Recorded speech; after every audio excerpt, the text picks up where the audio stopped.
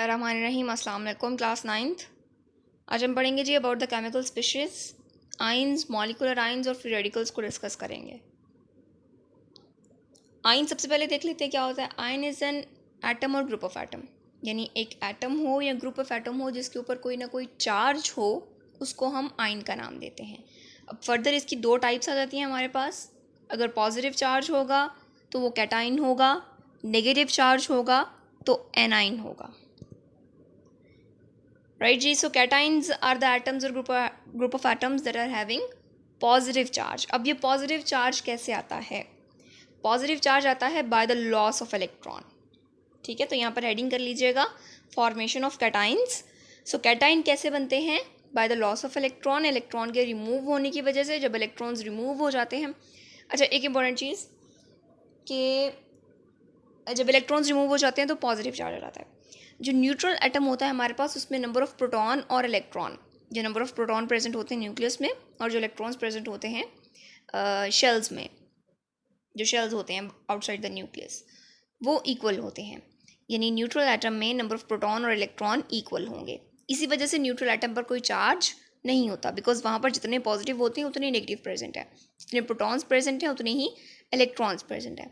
अब यहाँ पर क्या हुआ कि इलेक्ट्रॉन रिमूव हो गया तो नेगेटिव कम हो गया, यानी अब हमारे पास जो पॉजिटिव हैं वो ज़्यादा हो गए हैं। फॉर एग्जांपल, पहले हमारे पास 8 इलेक्ट्रॉन प्रेजेंट थे और 8 ही प्रोटॉन प्रेजेंट थे।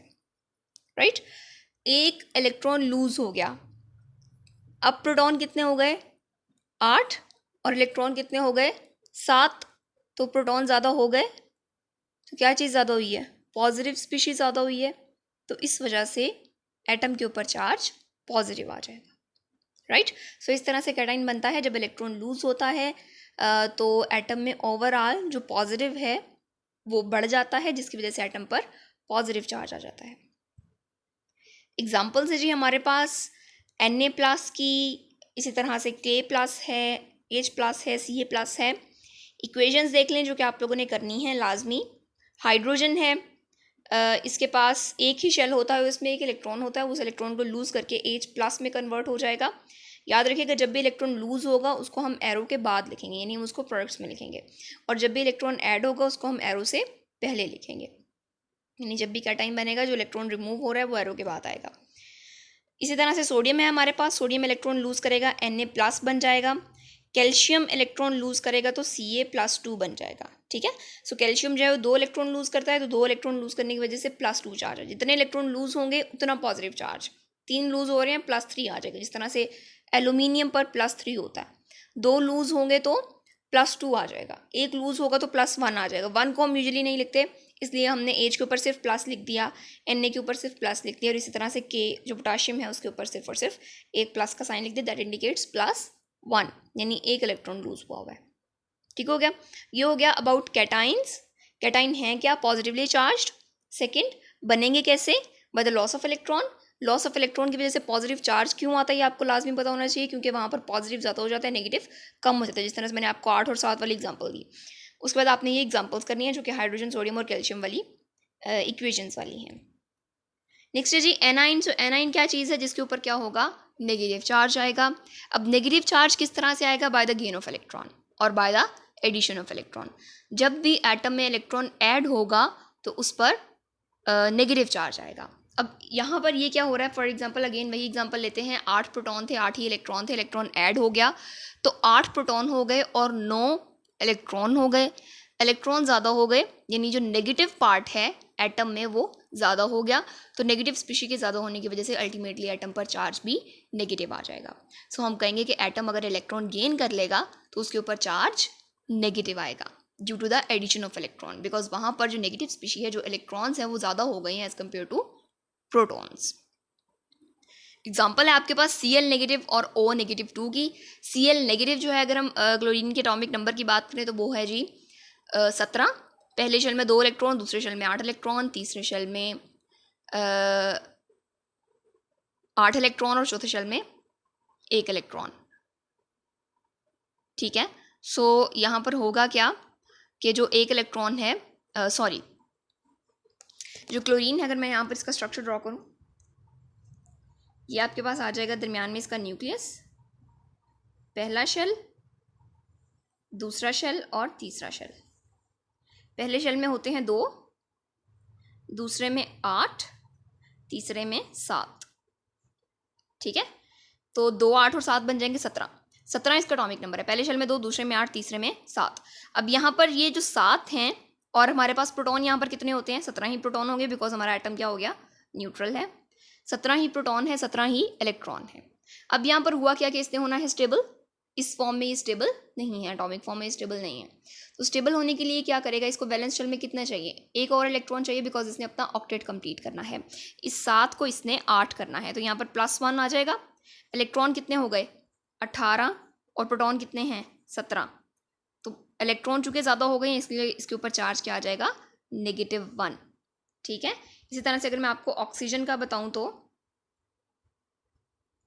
ऑक्सीजन का एटॉमिक नंबर हमारे पास है जी, पहले शेल में आ जाते हैं जी 2 इलेक्ट्रॉन और दूसरे शेल में 6 इलेक्ट्रॉन। 8 है इसका एटॉमिक नंबर, राइट। इसी तरह से इसके जो प्रोटॉन नंबर प्रेजेंट हैं वो भी कितने हैं? 8 हैं। 8 इसमें प्रोटॉन प्रेजेंट हैं, 8 ही इलेक्ट्रॉन प्रेजेंट है। ये वाला शेल इसमें नहीं होता है, ये एक्स्ट्रा हो गया। ये क्लोरीन में होता है और ऑक्सीजन में नहीं होता। अगर मैं इसको दोबारा यहाँ पर ड्रॉ कर दूँ, ओके, सो यहाँ पर 2 होंगे, यहाँ पर 6 होंगे और प्रोटॉन भी कितने होंगे? 8 होंगे, राइट जी। सो अब इसको ऑक्टेट पूरा करने के लिए वैलेंस शेल में 2 और इलेक्ट्रॉन चाहिए, तो ये 2 इलेक्ट्रॉन्स गेन कर लेगा। अब इलेक्ट्रॉन्स कितने हो गए हैं? इलेक्ट्रॉन्स हो गए हैं 10 और प्रोटॉन कितने हैं? 8। ये ज़्यादा हो गए हैं। कितने ज़्यादा हुए हैं? 2 ज़्यादा हुए हैं, तो चार्ज क्या आ जाएगा? -2। समझ आ गई बात? क्योंकि 2 इलेक्ट्रॉन ज़्यादा हुए हैं, 2 नेगेटिव स्पीशीज एटम में ज़्यादा हो गई ऑक्सीजन के एटम में, तो उस पर चार्ज क्या आ जाएगा? -2।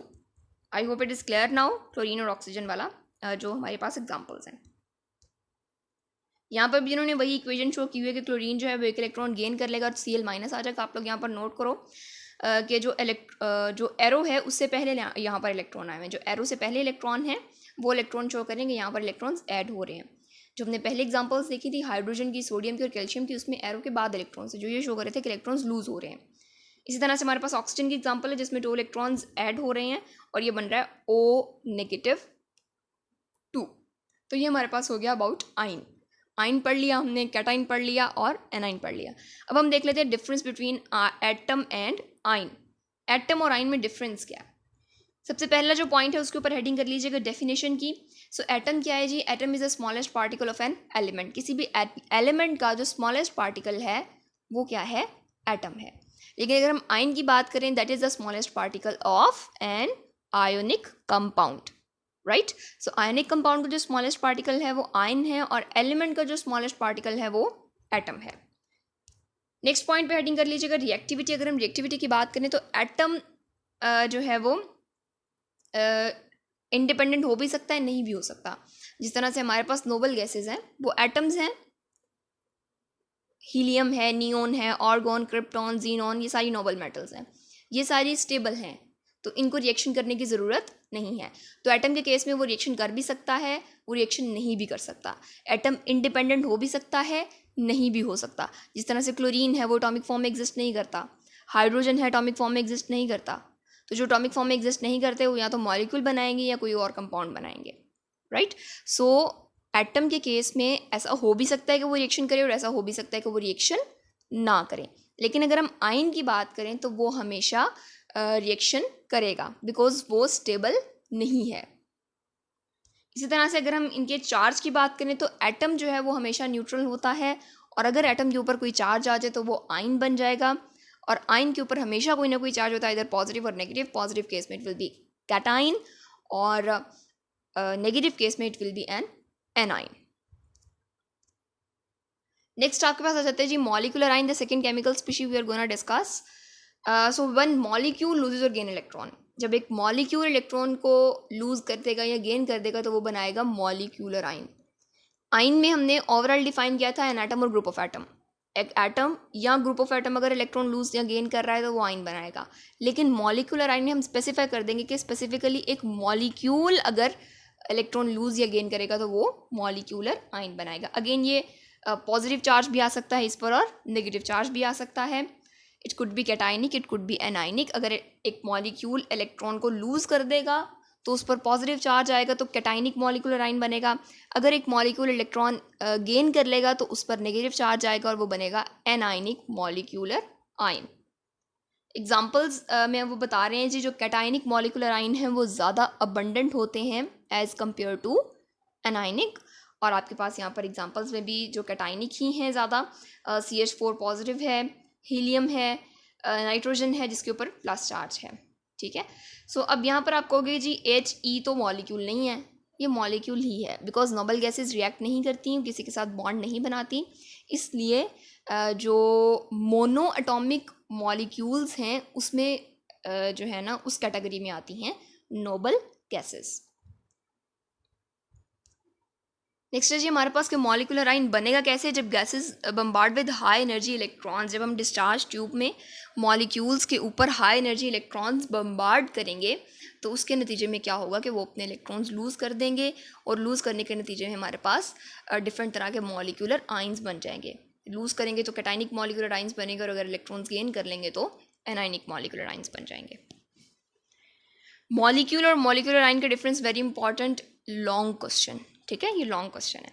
सबसे पहले पॉइंट पे हैंडी कर लीजिएगा डेफिनेशन की। अगर हम मॉलिक्यूल की डेफिनेशन को देखें तो it is the smallest particle, element का भी हो सकता है, कंपाउंड का भी हो सकता है। एलिमेंट के किस केस में होगा, in case of noble gases, right, और कंपाउंड्स का हो सकता है ये दैट एग्जिस्ट इंडिपेंडेंटली एग्जिस्ट करेगा बिकॉज मॉलिक्यूल बन चुका है and shows all the properties of that compound. For example अगर हम वाटर के मॉलिक्यूल की बात करें, अगर हम एक H2O की बात करें तो वाटर एक पूरा कंपाउंड है जिसमें हम उसके स्मॉलेस्ट यूनिट की बात कर रहे हैं जो कि मॉलिक्यूल है, हम H2O की बात कर रहे हैं। ठीक है, सो इस तरह से मॉलिक्यूल जो है वो स्मॉलेस्ट पार्टिकल होता है कंपाउंड का।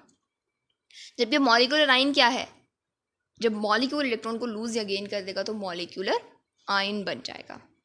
अगर हम इनके चार्ज की बात करें, इसी तरह से आपने हेडिंग्स करते जाना है इस पर। मॉलिक्यूल जो है वो हमेशा न्यूट्रल होता है, जबकि जो मॉलिक्यूलर आयन है दैट कैन बी पॉजिटिव और दैट ऑलवेज कैरी पॉजिटिव और नेगेटिव चार्ज। फॉर्मेशन की बात करें तो मॉलिक्यूल कैसे बनता है जी, by the combination of atoms. जब एटम्स कंबाइन करते हैं तो मॉलिक्यूल बनता है, जबकि मॉलिक्यूलर आयन बनता है by the ionisation of a molecule, यानी जब मॉलिक्यूल की आयनाइजेशन होती है, जब हम मॉलिक्यूल पर इलेक्ट्रॉन्स को बम्बार्ड करवाते हैं, अल्टीमेटली उसकी आयनाइजेशन होगी और हमारे पास मॉलिक्यूलर आयन बनेगा। लास्ट पॉइंट इज स्टेबिलिटी, तो मॉलिक्यूल जो है वो स्टेबल होता है, जबकि जो आयन जो है वो कभी भी स्टेबल नहीं हो सकता। चाहे वो आयन हो, चाहे वो मॉलिक्यूलर आयन हो, वो हमेशा रिएक्टिव होगा और वो किसी न किसी चीज़ के साथ रिएक्ट कर जाएगा, इंडिपेंडेंटली एग्जिस्ट नहीं करता। नेक्स्ट बात कर लेते हैं जी फ्री रेडिकल्स की। सो फ्री रेडिकल्स वो एटम या ग्रुप ऑफ एटम है जिनके पास odd number of electrons present होंगे। ऑड नंबर आपको पता है जी 1, 3, 5, 7 जो 2 के टेबल पे डिवाइड नहीं होते। ओके, सो यहाँ पर हम जो है वो बात करते हैं ऑड नंबर ऑफ इलेक्ट्रॉन्स की या अनपेयर्ड इलेक्ट्रॉन्स की। ठीक है, अनपेयर्ड यानी पेयर नहीं है प्रेजेंट हमारे पास इलेक्ट्रॉन्स का। सो इनको हम रिप्रेजेंट करते हैं by putting a dot over the symbol. जिस तरह से यहाँ पर आपको हाइड्रोजन के ऊपर डॉट नज़र आ रहा है, Cl के ऊपर डॉट नज़र आ रहा है, H3C के ऊपर डॉट नज़र आ रहा है, तो ये जब हम डॉट ऊपर लगाते हैं तो इसका मतलब है ये क्या है, ये फ्री रेडिकल है। ठीक हो गया। सो फ्री रेडिकल बनता कैसे है, फ्री रेडिकल बनता है by the homolytic breakage of the bond between, यहाँ पर 3 नहीं आना, ये गलती से लिखा गया, between 2 atoms when they absorb और हीट और लाइट एनर्जी। जब भी जो एटम्स हैं जिन्होंने बॉन्ड बनाया हुआ है, जब हीट या लाइट एनर्जी को एब्जॉर्ब करेंगे तो उनके दरम्यान में ब्रेकेज होगा। उस ब्रेकेज के नतीजे में, उस बॉन्ड के ब्रेकेज के नतीजे में वहाँ पर फ्री रेडिकल बन सकता है। जिस तरह से आप यहाँ पर एग्जांपल में भी देखोगे कि यहाँ पर Cl2 था, यहाँ पर Cl ने बॉन्ड बनाया हुआ है, उन्होंने हीट एनर्जी एब्जॉर्ब की है यानी सनलाइट को एब्जॉर्ब किया और उसके नतीजे में वहाँ पर फ्री रेडिकल बन गए, 2 फ्री रेडिकल बन गए Cl के, जिन दोनों में Cl के पास odd number of electrons present हैं वैलेंस शेल में। अगर आप Cl रेडिकल को देखो तो उसके वैलेंस शेल में 1 इलेक्ट्रॉन प्रेजेंट होता है, तो 1 जो है वो ऑड नंबर है। इसी तरह से दूसरा Cl रेडिकल होगा। अगर हम CH4 की बात करें जो कि मीथेन गैस है, मीथेन गैस के ऊपर जब सनलाइट वो एब्जॉर्ब करेगी तो वो कन्वर्ट हो जाएगा, वहाँ पर ब्रेकेज हो जाएगा between the bond of carbon and hydrogen. उस बॉन्ड के ब्रेकेज के नतीजे में एक हमारे पास H3C रेडिकल बन जाएगा और एक H रेडिकल बन जाएगा। ठीक है, 2 रेडिकल्स बन जाएंगे हमारे पास यहाँ पर भी। यहाँ पर हमारे पास डिफरेंस आ जाता है जी between ions and free radicals. Ions की अगर हम बात, सबसे पहले डेफिनेशन है। सो आयंस क्या है, दैट बियर सम चार्ज, जिसके ऊपर कोई ना कोई चार्ज हो, that is formed by the loss और gain of electron. Free radical की बात करें तो स्पेसिफिकली कौन से इलेक्ट्रॉन्स होंगे, ऑड नंबर ऑफ इलेक्ट्रॉन्स होंगे। नेक्स्ट अगर हम इनकी एग्जिस्टेंस की बात करें तो आयन जो है वो सोल्यूशन में एग्जिस्ट कर सकता है, क्रिस्टल लैटिस में एग्जिस्ट कर सकता है। जिस तरह से क्रिस्टल लैटिस में एग्जिस्ट करता है वो आयनिक कंपाउंड्स के केस में, जिस तरह से NaCl का क्रिस्टल हमने पढ़ा था, और इसी तरह से सोल्यूशन में हो सकता है वो। लेकिन जो फ्री रेडिकल है वो सोल्यूशन में एग्जिस्ट कर सकता है और एयर में एग्जिस्ट कर सकता है, ठीक है। क्रिस्टल लैटिस में फ्री रेडिकल एग्जिस्ट नहीं करते। और हमारे पास जो आइंस हैं उनको लाइट की प्रेजेंस अफेक्ट नहीं करती, जबकि फ्री रेडिकल जो है वो बनते ही लाइट की वजह से। जिस तरह से हमने कहा कि जब वो लाइट या हीट एनर्जी को एब्जॉर्ब करेंगे, जिस तरह से Cl2 के ऊपर लाइट पड़ी थी तो Cl रेडिकल्स बने थे, इस तरह से CH4 के ऊपर जो मीथेन गैस थी उसके ऊपर सनलाइट एब्जॉर्ब उसने की थी, तो वहाँ पर H3 रेडिकल और H रेडिकल बना था। सो जो फ्री रेडिकल्स हैं उनको लाइट इफेक्ट करती है, they are formed in the presence of light. Headings कर लीजिएगा इसी तरह से। सो आप लोगों ने लर्न करना है जी chemical species, ion, molecular ion, free radical with the differences के टेबल्स बड़े इंपॉर्टेंट हैं, डेफिनेशंस बहुत इंपॉर्टेंट हैं विद एग्जांपल्स, ठीक है जी। Thank you.